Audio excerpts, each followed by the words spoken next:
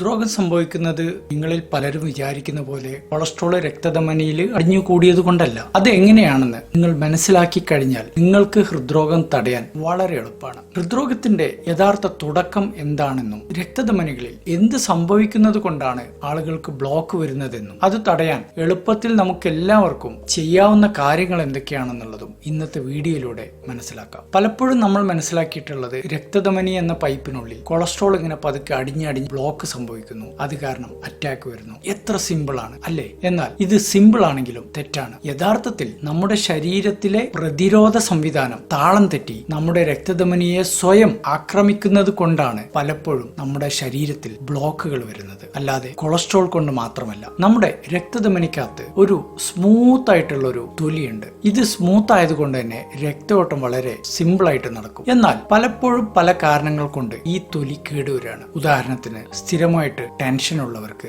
അതല്ലെങ്കിൽ സ്മോക്കിംഗ് ചെയ്യുന്നവര്, ശരിയല്ലാത്ത ഭക്ഷണം കഴിക്കുന്നവർക്ക്, അതല്ലെങ്കിൽ ഷുഗറോ പ്രഷറോ കൊളസ്ട്രോളോ ഉള്ളവർക്ക്. ഇങ്ങനെ സംഭവിക്കുമ്പോൾ ഈ തൊലിയിൽ സ്ക്രാച്ചുകൾ വരികയാണ്, ചെറിയ പരിക്ക്. ഇതിനെ നമ്മൾ എൻഡോത്തീലിയൽ ഡിസ്ഫങ്ഷൻ എന്ന് പറയും. അപ്പോൾ ഈ കേടുവരുന്ന തൊലി റിപ്പയർ ചെയ്യാൻ വേണ്ടിയിട്ട് ശരീരം ശ്രമിക്കുകയാണ്. പക്ഷേ ആ ശ്രമത്തിൽ പലപ്പോഴും പരാജയം സംഭവിക്കുന്നു. അത് കാരണം അവിടെ വിട്ടുമാറാത്ത നീർക്കെട്ട് രൂപപ്പെടുകയാണ്. ഇതിനെ നമ്മൾ ക്രോണിക് ഇൻഫ്ലമേഷൻ എന്ന് പറയും. ഈ ക്രോണിക് ഇൻഫ്ലമേഷൻ ആണ് ഭൂരിപക്ഷം രക്തധമനികളിലും ബ്ലോക്ക് ഉണ്ടാക്കുന്നത്. ഓർത്തു വെക്കുക, ക്രോണിക് ഇൻഫ്ലമേഷൻ സംഭവിച്ച രക്തധമനിയിലൂടെ കൊളസ്ട്രോള് കടന്നു പോകുമ്പോൾ അതവിടെ ട്രാപ്പ് ചെയ്യപ്പെടുകയാണ്. അങ്ങനെ ട്രാപ്പ് ചെയ്യപ്പെടുന്ന കൊളസ്ട്രോളിന് ചുറ്റും മറ്റു പല കാര്യങ്ങളും അടിഞ്ഞുകൂടി അതൊരു പ്ലാക്ക് ആയിട്ട് രൂപാന്തരപ്പെടുകയാണ്. ഇവിടെ നിങ്ങൾ വ്യത്യാസം മനസ്സിലാക്കണം. രക്തത്തിലൂടെ ഒഴുകിപ്പോകുന്ന കൊളസ്ട്രോൾ താനെ അടിഞ്ഞു കൂടുകയല്ല ചെയ്യുന്നത്. ഈ വിട്ടുമാറാത്ത നീർക്കെട്ട് കാരണം കൊളസ്ട്രോൾ അവിടെ ഒട്ടിപ്പിടിക്കുകയാണ് സംഭവിക്കുന്നത്. എന്ന് വെച്ചാൽ കൊളസ്ട്രോൾ സ്വതവേ ഒരു വില്ലനല്ല എന്നർത്ഥം. ഇനി എന്തുകൊണ്ടാണ് എല്ലാവരും കൊളസ്ട്രോളിനെ മാത്രം കുറ്റം പറയുന്നത്? ക്രോണിക് ഇൻഫ്ലമേഷൻ ആണ്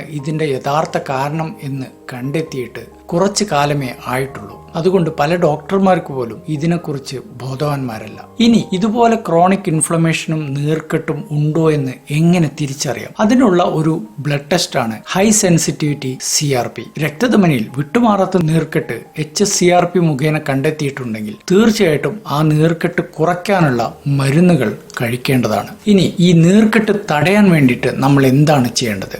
സ്മോക്കിംഗ് ഉപേക്ഷിക്കുക, പ്രോസസ്ഡ് ഫുഡ് കഴിക്കാതിരിക്കുക, പഞ്ചസാര ഒഴിവാക്കുക, കൃത്യമായിട്ട് ഉറങ്ങുക, എക്സർസൈസ് ചെയ്യുക, ഷുഗറും പ്രഷറും കൊളസ്ട്രോളും കൺട്രോൾ ചെയ്യുക. ഇതെല്ലാം ചെയ്തു കഴിഞ്ഞാൽ നമ്മുടെ രക്തധമനിയിലെ നീർക്കെട്ട് ഒരുപാട് കുറയ്ക്കാൻ വേണ്ടിയിട്ട് സാധിക്കും.